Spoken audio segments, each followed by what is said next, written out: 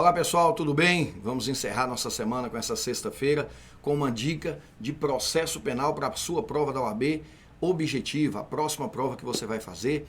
Fique muito atento porque tem uma questão que nós vamos abordar hoje que ela tem sido frequentemente cobrada pela OAB, que é a tramitação dos recursos, a forma como se tramitam os recursos no processo penal. Nesse caso em específico, nós vamos falar de um recurso interposto pelo Ministério Público contra uma decisão do juiz que rejeitou a denúncia. O que é importante você entender disso? No procedimento comum, no rito ordinário, o juiz primeiro recebe a denúncia, depois determina a citação do réu. Isso é diferente, por exemplo, no tráfico de drogas, nos juizados especiais. Mas no rito ordinário, o promotor denuncia, o juiz recebe ou rejeita a denúncia. Se o juiz receber a denúncia, o réu não tem como recorrer. Não há disposição normativa prevendo um recurso contra a decisão que recebe a denúncia. Isso por um motivo muito simples. O nosso Código é de 1941, nós vivíamos um momento de ditadura no Brasil. Esse código tem um sistema diferente do sistema atual. Naquela época, a presunção era de culpabilidade e não de inocência, como é na Constituição de 88. Portanto, quando o promotor denunciava uma pessoa, se o juiz recebesse essa denúncia transformando o denunciado em réu, ele não podia recorrer. No entanto, se o juiz rejeitasse a denúncia, entre aspas, dissesse o promotor não tem razão, o promotor poderia recorrer. Isso é um modelo de Estado policialesco que vivia naquela época. No entanto, depois da Constituição de 88, nós passamos a fazer uma interpretação conforme a Constituição e a doutrina passou a admitir o uso do habeas corpus ou do mandado de segurança para recorrer dessa decisão que recebeu a denúncia. Percebam que aí nós temos um habeas corpus com status de sucedâneo recursal, que a doutrina chama. Na verdade, habeas corpus não é recurso, mas já que nós não temos recurso contra essa decisão que recebeu a denúncia, eu posso impetrar um habeas corpus no tribunal e pedir o trancamento do processo, se eu entender que não havia justa causa para o juiz receber a denúncia. Pois muito bem, essa questão trata de um caso em que o juiz rejeitou a denúncia. Então percebam, o promotor denunciou e o juiz rejeitou. O juiz entendeu que os requisitos da denúncia não estavam presentes e rejeitou essa denúncia. Logicamente, o promotor pode recorrer, artigo 581, inciso 1º do CPP, e ele assim o fez. O promotor recorre. Só que o que nós precisamos entender é a tramitação desse recurso em um processo que ainda não havia a outra parte. Porque percebam, se o juiz rejeitou a denúncia, significa que nós não temos a parte contrária, nós não temos réu no processo. Vamos entender como que a OAB cobrou isso e o tanto que isso pode te ajudar na sua próxima prova.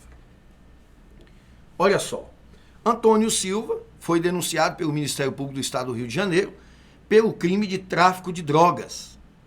Essa denúncia foi rejeitada. Olha o detalhe importante aqui, ó. A denúncia foi rejeitada pelo juízo da 50ª Vara Criminal da Comarca do Rio de Janeiro, por falta de prova mínima da autoria e materialidade, o que eu acabei de dizer, justa causa. O órgão ministerial interpôs recurso em sentido estrito, que é o recurso cabível contra essa decisão, está no artigo 581, inciso 1º. Já razoado, ou seja, interpôs e já apresentou as razões.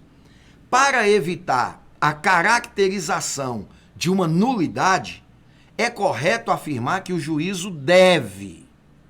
Então, olha só, para evitar uma nulidade, o juízo deve nomear defensor público para apresentar contra-razões recursais em favor de Antônio? Não. Como que você ia chegar à conclusão de que essa resposta estaria errada? Lembrando lá da base principiológica que eu tenho ensinado muito para vocês. O que é ampla defesa? É um somatório de defesa técnica mais autodefesa. Lembre-se sempre disso. Ampla defesa, defesa técnica mais autodefesa. A defesa técnica, aquela patrocinada por um profissional especializado, um profissional tecnicamente habilitado para tal. No Brasil, só pode fazer a defesa técnica de um processo criminal defensor público ou advogado. Essa é a defesa técnica. A autodefesa é aquela defesa feita pelo próprio réu. E eu já falei aqui em outros vídeos. Como que o réu exerce a sua própria defesa? De várias formas. A primeira delas, escolhendo o seu advogado. É um direito dele escolher o advogado que vai fazer a sua defesa.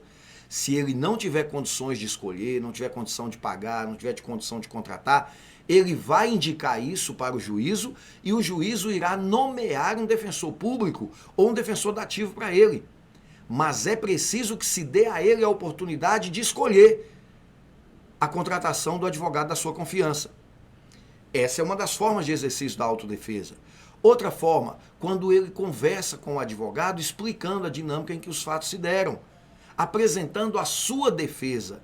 Quando ele indica nomes de testemunhas para o advogado, quando ele indica ao advogado provas que ele tem em mãos que podem ser usadas no processo, tudo isso é ele exercendo a autodefesa. Nesse caso que estamos lendo, perceba, nós não temos ainda a figura do réu no processo. O juiz rejeitou a denúncia.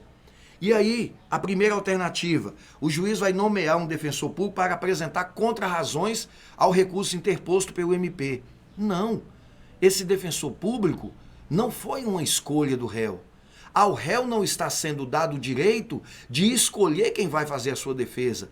Portanto, essa alternativa A viola a ampla defesa. Está errada. Letra B, nomear defensor dativo para apresentar contrarrazões. Errada pelo mesmo motivo. A única coisa que muda da letra A para a letra B é que na letra A é defensor público, na letra B, defensor dativo.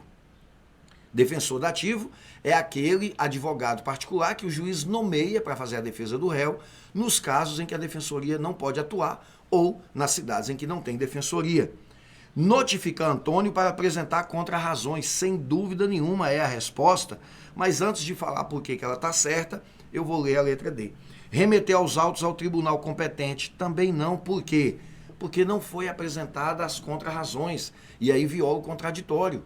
O contraditório não é o direito de participar de todos os atos do processo? Sim, o promotor apresentou razões de recurso, alguém tem que responder essas razões de recurso, porque senão nós temos uma violação de contraditório. Então essa letra D também não seria. A letra C vem por eliminação? Pode ser. Mas é muito melhor você marcar de forma consciente. Por que notificar Antônio? Porque é assim que determina a súmula 707 do STF. A súmula 707 do STF determina que constitui nulidade, e aí o STF na súmula usa uma nomenclatura que, a meu ver, é equivocada. Intimar o denunciado. Se a denúncia não foi recebida, ele não é réu. Se não é réu, não é intimação, porque intimação é ato destinado às partes. O correto seria dizer notificação. Mas tudo bem, isso é de somenos importância. O que nós precisamos saber é, constitui nulidade a ausência de intimação do denunciado para responder o recurso contra a decisão que rejeitou a denúncia. E a súmula traz, de forma expressa, não a suprindo, ou seja, não suprindo a nulidade, a nomeação de defensor público ou defensor dativo. Percebam que, na verdade, essa questão cobrava de você o inteiro conhecimento da súmula 707. Vale a pena pegar essa súmula, dar uma lida, memorizar, entender o porquê dessa súmula, entender como isso funciona. Porque quando essa questão aparecer na sua prova, do jeito que ela vier, pode virá-la ao avesso. Você certamente saberá responder. Um grande abraço e a gente se vê por aí.